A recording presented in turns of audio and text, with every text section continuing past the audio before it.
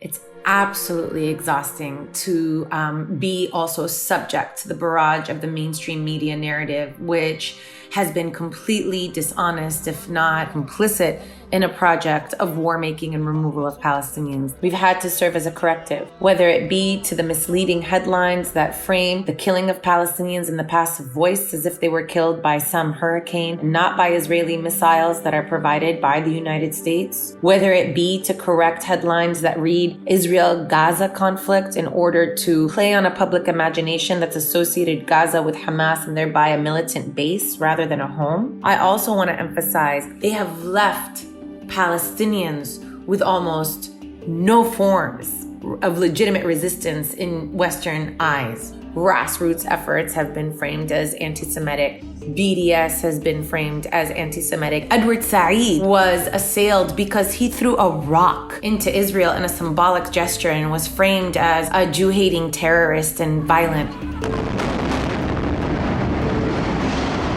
It seems to be that no matter what Israel does, how much it speaks its own truth when it says, we're going to turn Gaza into a parking lot. Ayelet Shaked saying that Palestinian mothers give birth to Palestinian steaks, or chanting death to Arabs. It seems that irrespective of all that, there is somehow a congenital inability to contend with the fact that Jewish supremacy and anti-Palestinian racism is constitutive of the Zionist project, from its liberal flank to its most rightist core.